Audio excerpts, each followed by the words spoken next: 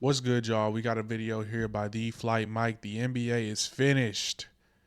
This is on the heels of the bust by the FBI. Big announcement. If you missed it, I don't know where you been, but looked like he got some more information. It's Kevin Garnett in the thumbnail, so we'll see. Last thing I heard was more than 35 people were named after like 30 people were arrested. So just trying to get some clarity here. Let's get into the video.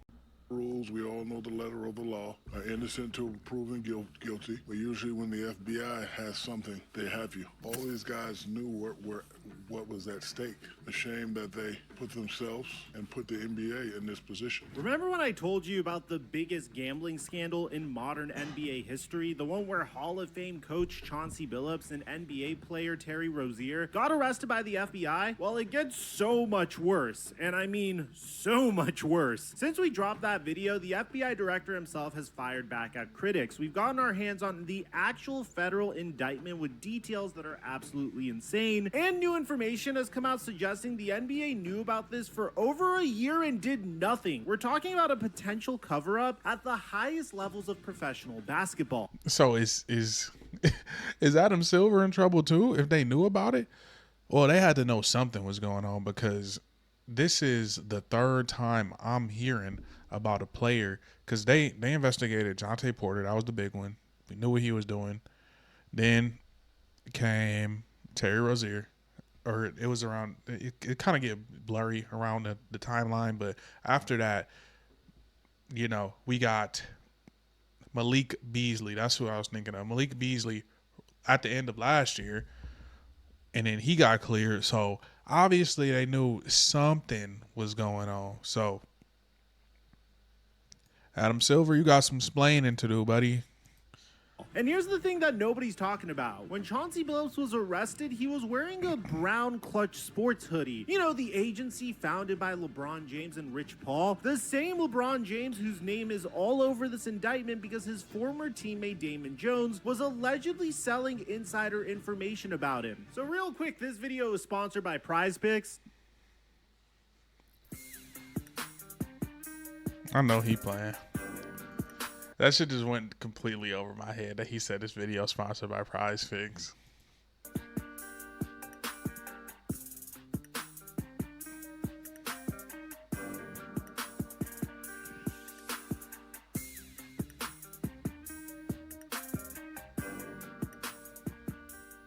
Mic check 1 2 1 2. What's going on, everybody? Let's start with the fireworks. If you guys remember, originally Stephen A. Smith proposed a theory as to why all this was going down. Remember, Trump has a long history connected to the world of sports because he had those casinos. Where do you think folks were coming half the time? This man is coming. And to me, this is the latest nugget of evidence. Anybody that has been around him, they are not surprised at what's going on today. After our last video, FBI... So is he insinuating that this came down because of Trump's direction? Is that what he's trying to insinuate?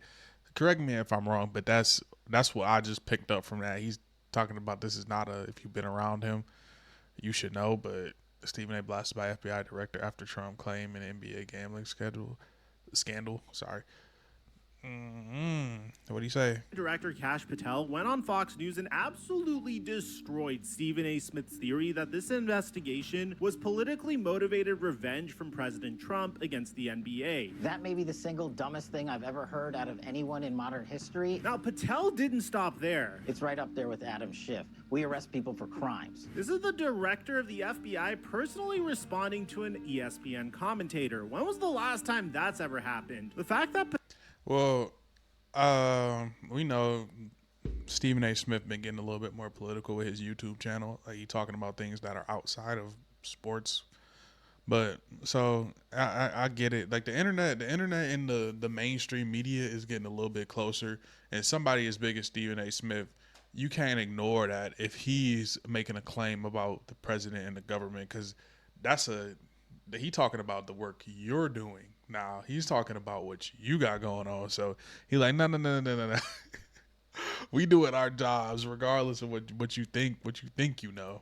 Patel felt the need to address this publicly tells you how big this story has become. But here's what makes this even more interesting. Patel's response actually raises more questions than it answers. If this investigation has been going on for 4 years like the FBI claims, why announce it the day after the NBA season starts? Why hold a press conference with the FBI director himself? These are fair questions, even if Stephen A. Smith's political angle doesn't hold up. Now let's get into the actual federal indictment, because the details in this document are absolutely wild. We're talking about a 23-page criminal complaint filed in the Eastern District of New York that reads like a crime novel. The indictment reveals that between December of 2022 and March of 2024, these defendants ran one of the most brazen sports corruption schemes since online sports betting became widely legalized in the United States. Those aren't my words. Those are the words of U.S. Attorney Joseph Nocella. Let's break down what the indictment actually says about the Terry Rozier situation, because it's even more calculated than we initially reported. On March 23, 2023, before the Hornets played the Pelicans, Rozier told De Niro Laster that he was going to prematurely remove himself from the game in the first quarter due to a supposed injury and not return to play further. This wasn't a game-time decision, this was premeditated fraud. According to the indictment, Laster then sold this information to Marv's Fairley and co-conspirator 1 for approximately $100,000 from their expected gambling winnings. Let that sink in. They agreed to pay $100,000 before the game even happened because they were that confident that the fix was in. But here's where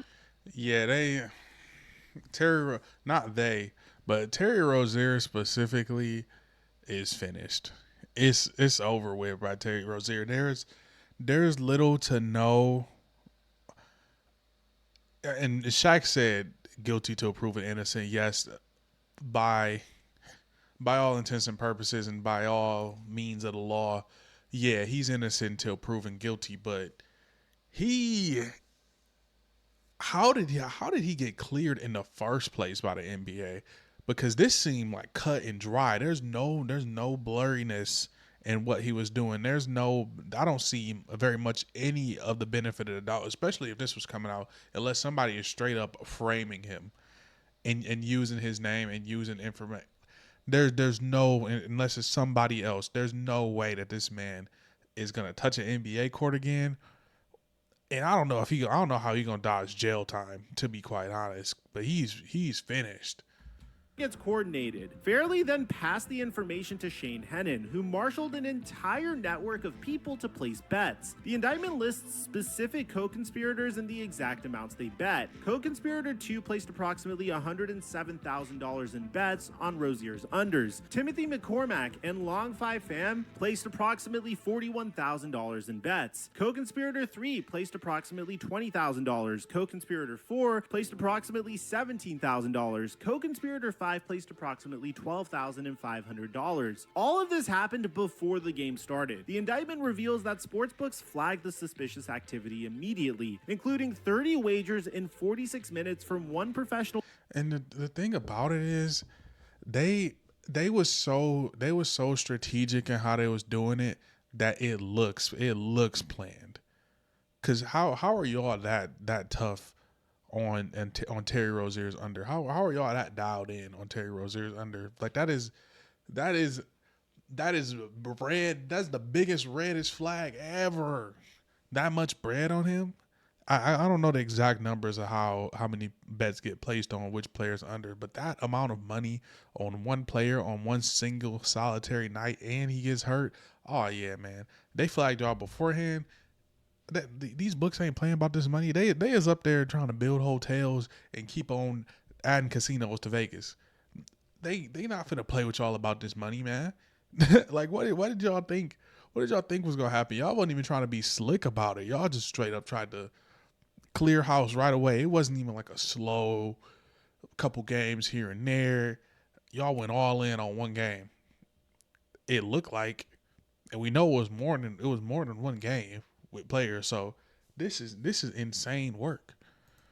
better, totaling over $13,000, all on Rozier's unders. The betting got so suspicious that sportsbooks literally stopped accepting bets on him. But here's what's really disturbing. The indictment references 7 specific games between December of 2022 and March of 2024, where Rozier allegedly tipped people off about his availability. That means this wasn't a one-time thing. This was systematic. For over a year, Terry Rozier was allegedly manipulating games. But there's a comical angle to all of this. One of Terry Rozier's records almost got broken on opening night, and the Inside the NBA crew let us all know about it. Aaron Gordon has made 10 three-pointers tonight, tying Terry Rozier in 2020 for the most in a season opener in NBA history. I kid you not.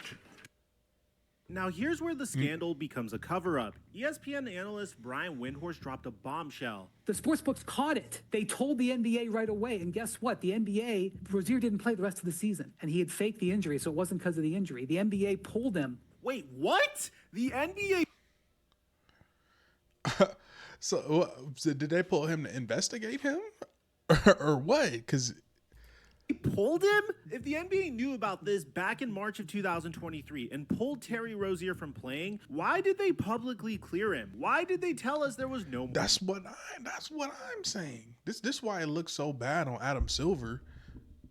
David Stern would have never let this shit fly. His ass would have been in Shanghai immediately. He would have been playing ball in Puerto Rico somewhere, Mexico. Hell no. Adam Silver, what you on, gang? You cleared him publicly. You couldn't even let it be some, somewhat ambiguous, somewhat vague that y'all still looking into it. Y'all cleared him. Hell no.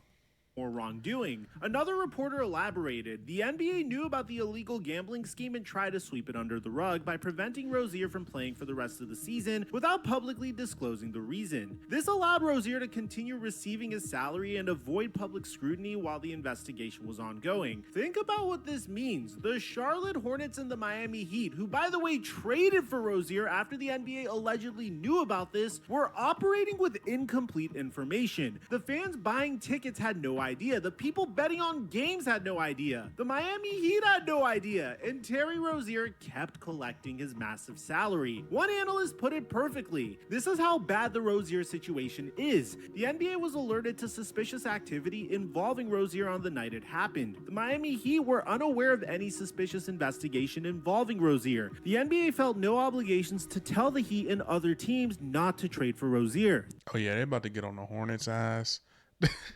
Well, who gonna bring down the punishment? Because Adam Silver damn near complicit. So can you really punish the Hornets for this? Do the Heat get something out of this? Because they traded for a player who is rigging games. This is scummy work by the NBA and the Charlotte Hornets. Miami deserves their draft pick back. The Miami Heat traded for a player who is under FBI investigation for gambling fraud, and nobody told them. How is that even? I still, okay, so Adam Silver had to know, right? Adam Silver had to know.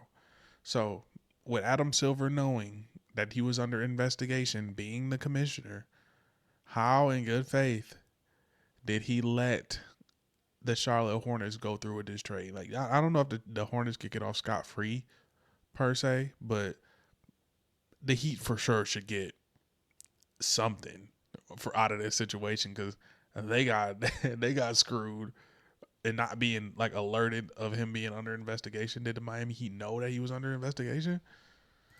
Even legal? How is that not a massive lawsuit waiting to happen? Now here's where the story gets really controversial, and I need you to stick with me on this one, because what we're learning about how the NBA handles gambling scandals might actually validate one of the biggest conspiracy theories in basketball history. Now, I'm just gonna go ahead and say this part of the video is a theory. In October of 1993, at the absolute peak of his powers, Michael Jordan shocked the world by retiring from basketball. I'm very solid with my decision of not to play the game of basketball in the NBA.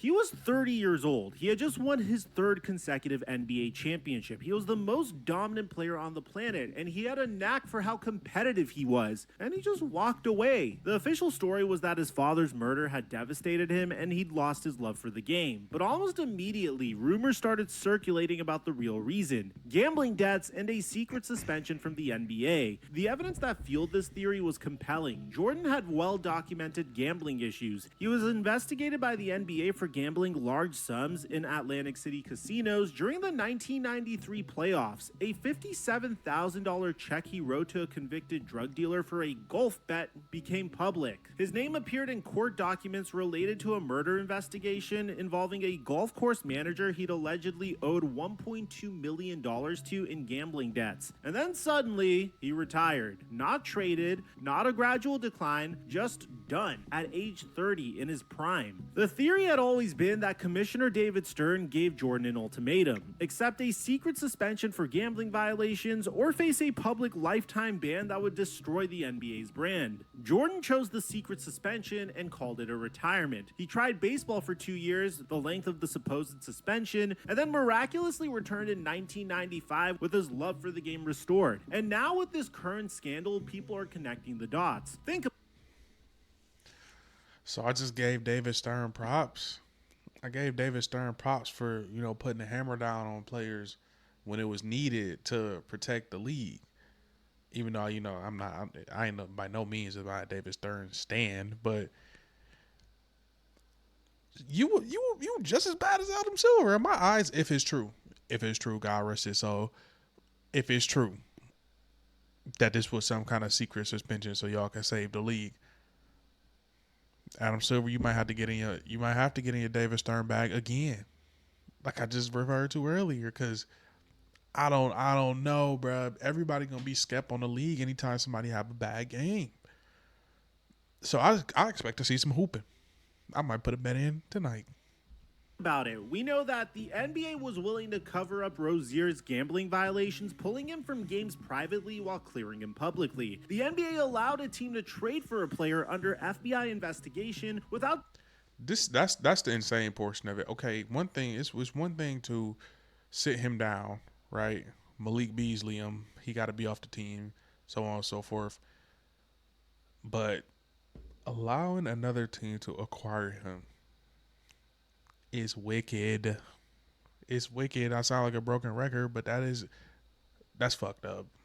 Disclosing that information. The NBA has a pattern of prioritizing its public image and business interests over transparency when gambling is involved, and the NBA kept the Jontay Porter situation quiet for as long as possible before being forced to act. If the league is willing to cover up a role player's gambling scheme in 2023, what would they have done to protect Michael Jordan, the most valuable athlete in the world in 1993? That makes sense. Bear in mind that in 1993, there was no social media. David Stern had complete control of the narrative, and the NBA's entire business model in the 90s was built on Michael Jordan's image. He was generating billions of dollars in revenue. He was a global icon. The league had already survived the cocaine scandals of the 80s and couldn't afford another catastrophe. If Michael... I'm not gonna lie, that was some good work by them, because it makes so much sense. And I thought people was just joking when they call him Jordan Gamble and all this other stuff. I'm like, y'all dragging it. We knew he was betting on a golf course, like it's known, so on and so forth. He was betting the damn doorman, rolling quarters and shit in Last Dance. So he competitive, he a gambler. But when I heard the actual numbers that he just stated, like 1.2 million to a golf manager, I'm like, yeah, he had a problem, dog. He had a problem. If the number that they put under all of the gambling commercials and on FanDuel, so on and so forth, they might as well just put that on speed dial on his phone so he could speak to them folks, or just send him straight to the rehab network to get him some type of help, because that shit is ridiculous. 1 million. Again, I'm crying when I lose $10 on a parlay. You're tweaking. I don't care how rich I get. Jordan was caught gambling on basketball or had serious debts to the wrong people, the league would have every incentive to handle it quietly, and Michael Jordan's retirement had weird elements that never made sense. He kept his training routine, he stayed in peak physical condition, he worked out with NBA players, his baseball career seemed like he was just killing time, staying busy until he could return to basketball. The official investigation into Michael Jordan's gambling found no evidence that he bet on NBA games, but it also revealed that he lied to investigators about the extent of his gambling. Do you have a gambling problem? No, I enjoy it. It's a hobby. If I had a problem, I'd be starving. I'd be hawking this watch. My championship rings, I would sell my house. I would do this. I do not have a problem. I enjoy gambling. Sound familiar? You got a problem, G. 1 million. I don't care how much money you got. You lose 1 million, you have a problem. That's exactly what we're seeing now. Players and coaches lying about their involvement until the evidence becomes overwhelming. Now, let me be clear. This is still a theory. There's no definitive proof that Michael Jordan was secretly suspended. David Stern denied it. Michael Jordan denied it. The NBA denied it. And it's possible that Jordan was just heartbroken over his father's death and genuinely wanted to try baseball. But what this current scandal proves is that the NBA absolutely would cover up a major gambling violation if they thought it was in the league's best interest. They've done it with Terry Rozier. They allegedly try to do it with Jontay Porter. They have a track record of prioritizing business over transparency. Yeah, bro, because you got all of these sports books in your pocket, right? So you got to keep the integrity of the game and the good name of the NBA positive, so people will continue to shop at these sites. Y'all in bed. We see the sports books everywhere. YouTubers sponsored by sports books, so on and so forth. So they got to keep that integrity there so you could put your dollar there, which I think people will spend money with you regardless. I just made a joke and I probably put money on the Cavs tonight. So it wouldn't really stop anything is what I'm saying. If y'all was just like, yeah, we're getting gamblers up out of here. We have a gambling problem with players right now. People will still bet on the NBA. It might drop down a little bit, but what goes up must come down and go right back up again. Probably a bad analogy, but that's how I'm thinking about it. They will be fine. They will be fine. And Jordan being secretly suspended and going to go play baseball make a whole lot more sense than him being at the top of his game. Could you imagine? Bump that. We just heard everything he said. He went and played baseball because he was sad about his dad. Again, that is sad. But could you imagine when LeBron was going to the finals every single year, or Steph Curry was going to the finals every single year, that in the middle of that, they just stopped. And Steph went to go golf and be on the PGA Tour, and LeBron went to go play tight end for the Cleveland Browns because he wanted to go play football again.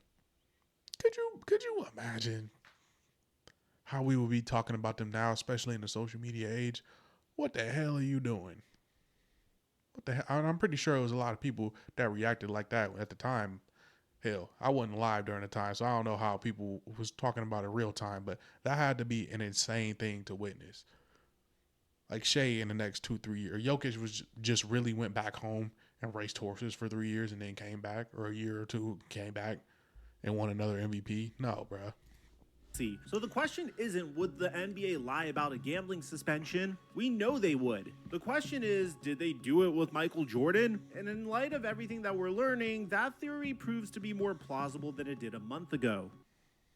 Now let's talk about Chauncey Billups, because the indictment reveals his role was even more sinister than we initially reported. According to federal prosecutors, Billups was used as a face card, a recognizable name to attract wealthy victims who wanted to play poker with an NBA legend, which, by the way, is very similar to what Kevin Garnett did, but there's a huge difference, and we're going to talk about that in a minute. Now bear in mind, these weren't fair games. These were elaborately rigged operations backed by 4 major crime families: the Bonanno, Gambino, Genovese, and Lucchese families. The indictment describes the sophistication of the cheating: altered shuffling machines that could read card order, poker chip trays with hidden cameras, special contact lenses that could read pre-marked cards as you see in front of you, and x-ray poker tables that could read cards face down. They even had an offside quarterback who would receive the card information and relay it to the players at the table via hidden devices. Victims lost at least $7 million.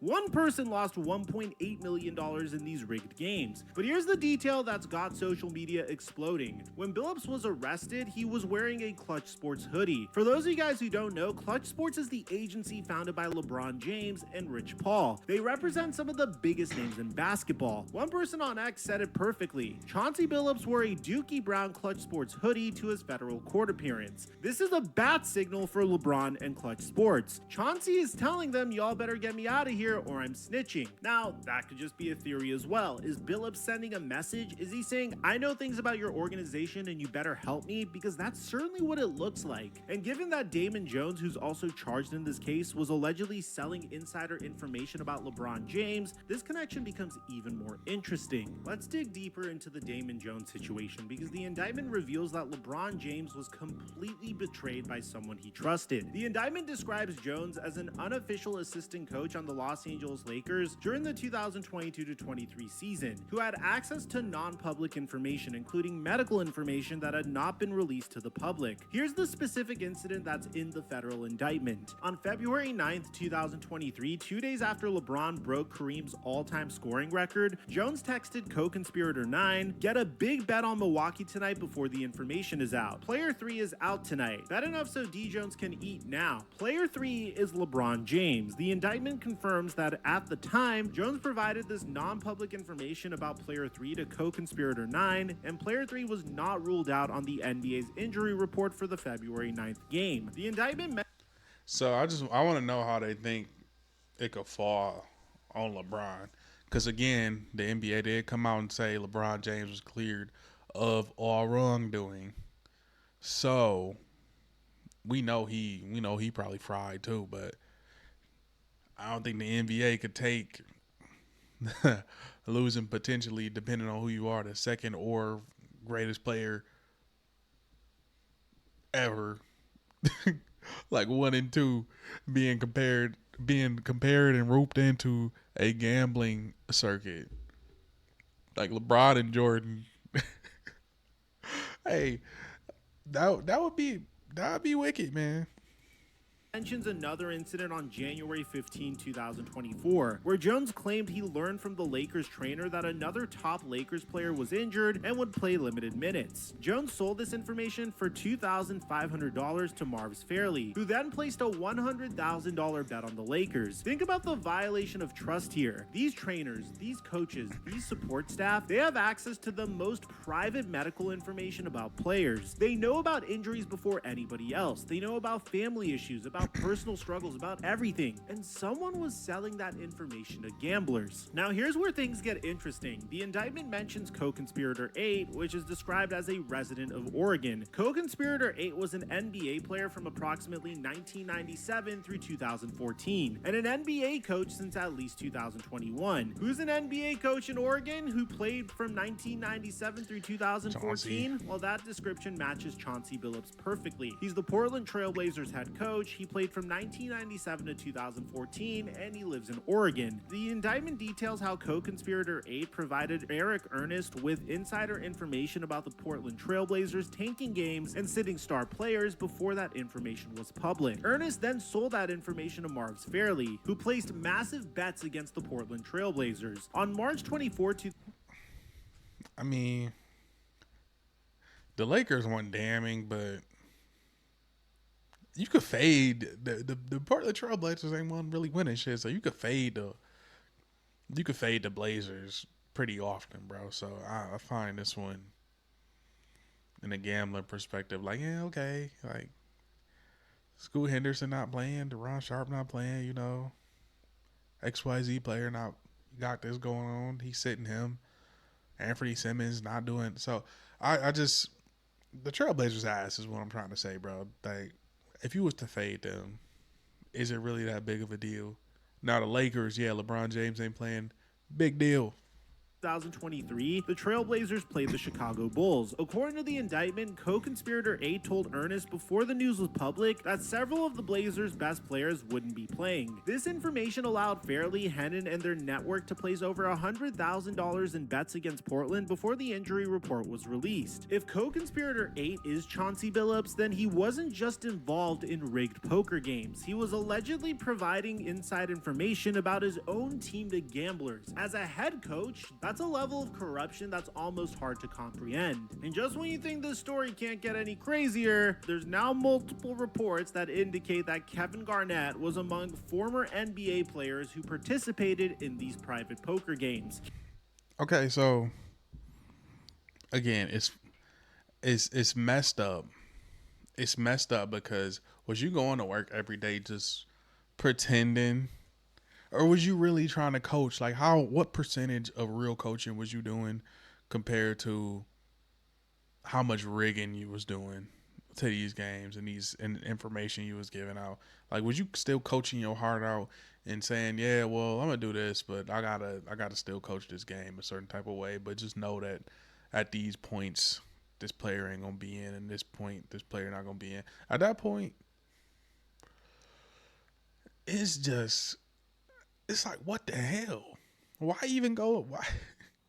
Well, I know why you.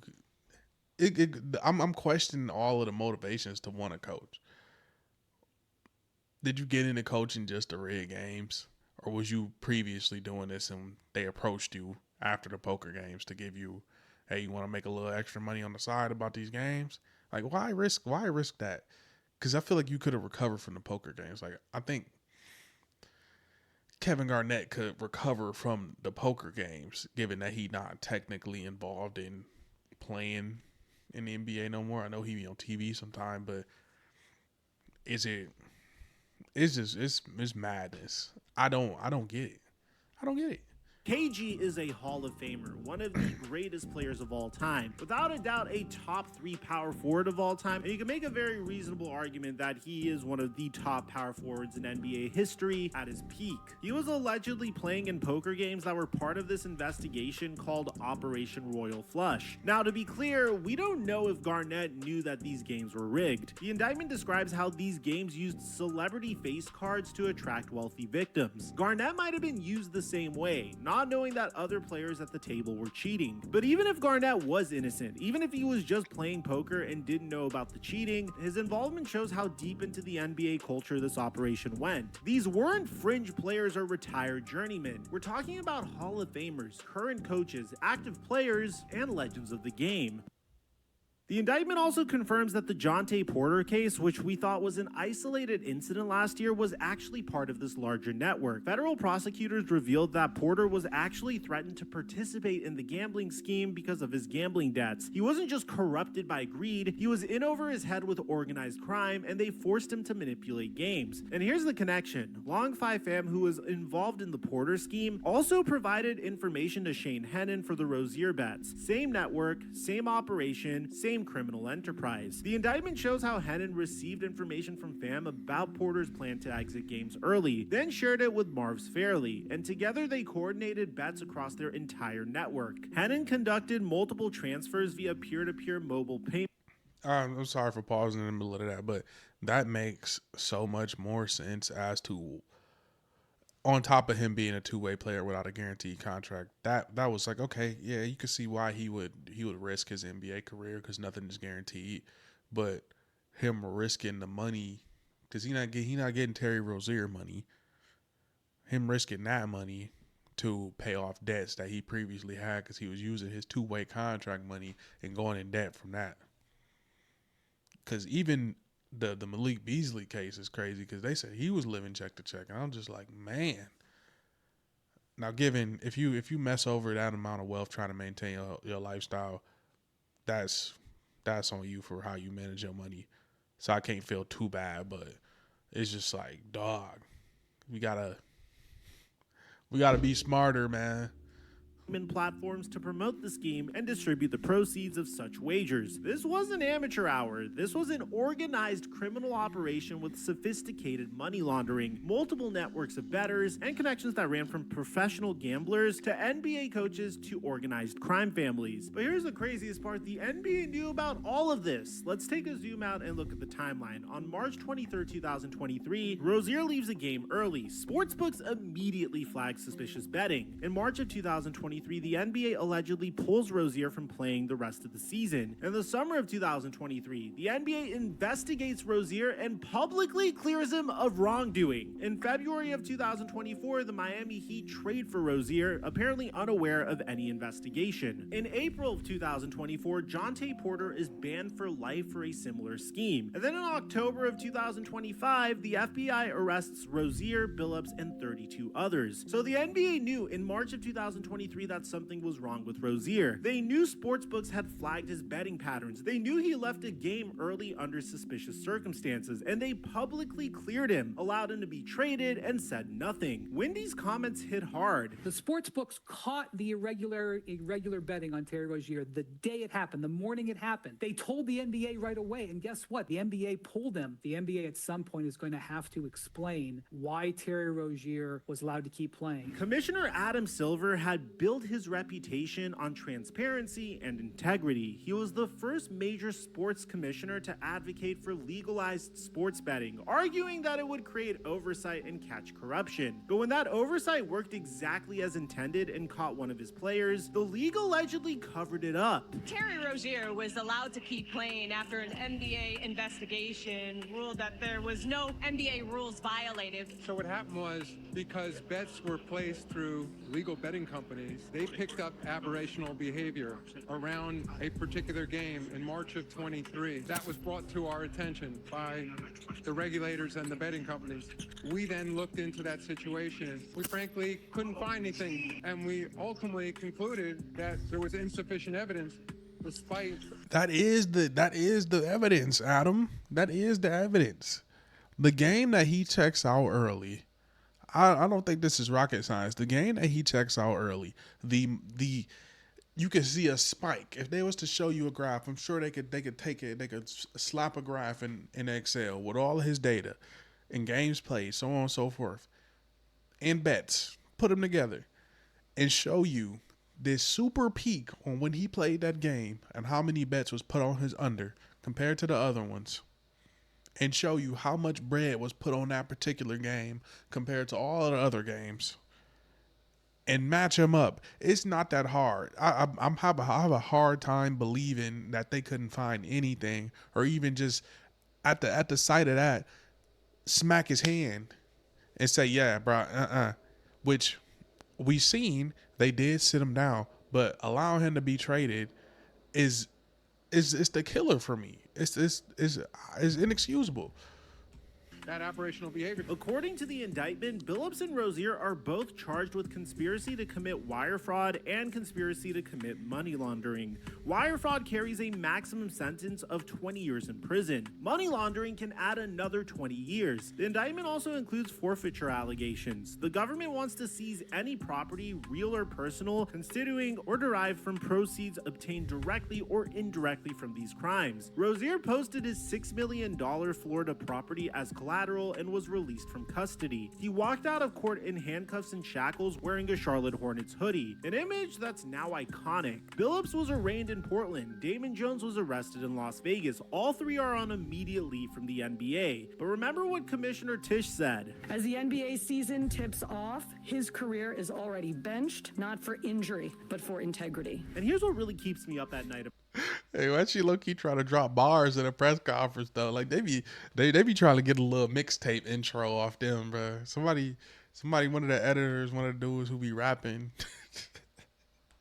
y'all need to put them in there, because she was trying to get a little, she clip farmer right there. That's what it is. She got a little clip, little sound bite right there.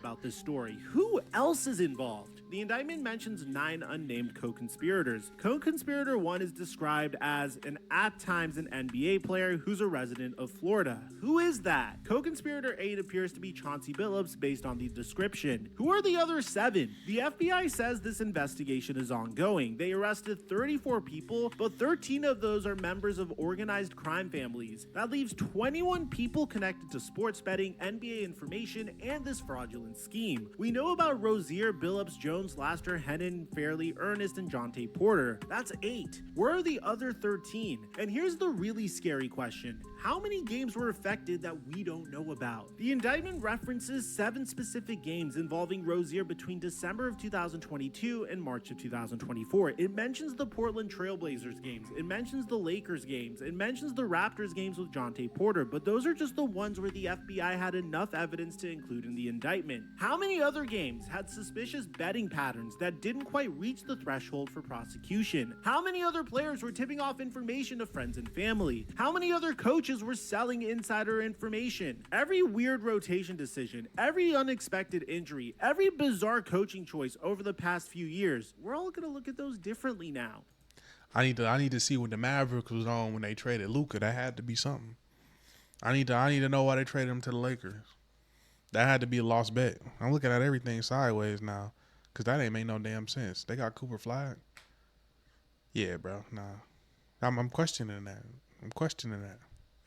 And let's address the elephant in the room. LeBron James is not accused of any wrongdoing. Let me make that absolutely clear. But his name is all over this case because of the people around him. Damon Jones, his former teammate and friend who had access to Lakers facilities, was allegedly selling information about LeBron's injury status to gamblers. That's a fact according to the federal indictment. Chauncey Billups, who played against LeBron for years and is now charged in this case, wore a Klutch Sports hoodie to his first federal court appearance. Why? What was the message that he was sending? And here's what makes people suspicious. Klutch Sports has grown into one of the most powerful agencies in professional sports. They represent dozens of NBA players, coaches, and executives. They have relationships with teams, with the league office, and with media companies. If you wanted to gather insider information about NBA games, having connections to a major agency would certainly help. Again, and I can't stress this enough, and I know for a fact there's going to be a comment in the comment section saying, Mike, you can't just baselessly accuse LeBron James of any wrongdoing. So I'm going to say this again. There's no evidence that LeBron James, Rich Paul, or Klutch Sports as an organization had anything to do with the scheme. But the fact that multiple people connected to this case have ties to Klutch raises questions that somebody needs to answer. When your former teammate is selling insider information about your injuries and your agency's hoodie shows up at a federal gambling fraud arraignment, at minimum, you need to explain what's going on. And here,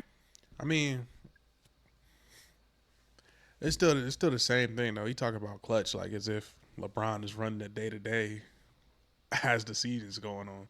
That's more so, I think, why aren't we bringing up Rich Paul type thing more than the LeBron thing for me. Not saying that LeBron should be just forgotten about, but I think we should be looking at Rich Paul a little bit more. Was he participating in some poker games? Because he seemed like more of the player relations, talking to different people, talking to owners and things like that. So he's the connector one. Not saying that LeBron ain't connected. It's LeBron fucking James. But Rich Paul, I think, needs some more eyes on him, or more conversation needs to be held about what's going on with him, because he more than likely is going to be the one speaking out on behalf of Klutch Sports. Because Chauncey Billups, that had to be something strategic. Like you could have put on anything. You could have put on anything to go to court in. So who is he?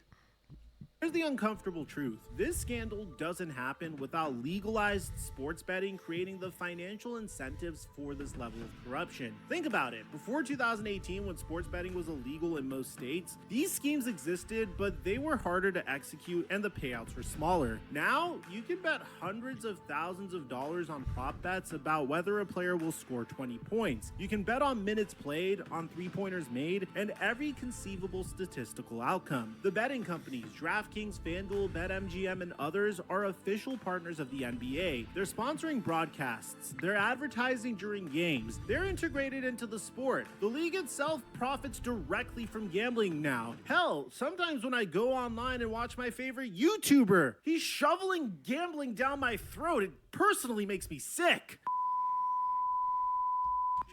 Okay. Personally, I don't really care about the gambling ads, for one, because if you've been on the apps, bro, more than likely they offering you a code to sign up, and you probably done already signed up, user-free bets, so on and so forth. So if you is on every single app, using every single app all day long. Might have a problem. Just saying. Jokes aside, Adam Silver argued that legalization would create transparency, and he was right. The reason we caught these schemes is because legal sportsbooks flagged the suspicious activity. But legalization also created a gold rush. It made the incentives for insider information exponentially more valuable. A player who knows he's going to sit out can now tip off friends who can bet hundreds of thousands of dollars on his unders. A coach who knows which players are sitting can provide that information to gamblers who can bet against his own team. The prop betting markets have created corruption opportunities that simply didn't exist at this scale before. So the NBA is facing an existential crisis, and Commissioner Adam Silver needs to act decisively. Here's what should happen. First, he needs to create transparency. The league needs to release a full accounting of what they knew about Rozier, when they knew it, and why they cleared him publicly while apparently pulling him from games privately. The fans deserve answers. Second, there needs to be policy changes. Prop bets on individual player performance need to be reconsidered. At minimum, the NBA should push for rules that prevent on betting whether specific players will hit their statistical lines, especially for role players who can easily manipulate their own performance. I mean, since the NBA season started, I've been on a streak of betting the under on Shai Gilgeous-Alexander dunking the ball, and that's fine because Shai Gilgeous-Alexander is the best player on the best team in the NBA. There's no way he's gonna throw his own games for the sake of some crime family's gambling profit. But an obscure player that gets like 5 to 10 minutes a game, maybe we need to reconsider having his prop bet available. Third is accountability. If there are NBA executives, team personnel, or league officials who knew about this investigation and failed to act appropriately, they need to be held accountable. You can't cover up federal gambling investigations and keep your job. Fourth is enhanced monitoring. The NBA needs to investigate in technology and personnel to identify suspicious betting patterns in real time and That right there. I think that's the biggest thing. Taking away players' props and all that other stuff, they'll just get to another player. Simple as that. We seen Terry Rozier, a key player for the Hornets for years, and supposed to be for the Heat, but in a head coach, bro. So I don't think taking away player props will fix it, but treating it like somewhat a drug test where it's like, all right, your unders were hitting at an alarming rate. We gotta check that phone. Sorry. We gotta check that phone. We gotta run something, find some type of way to figure it out. Y'all the NBA, but checks need to be in place.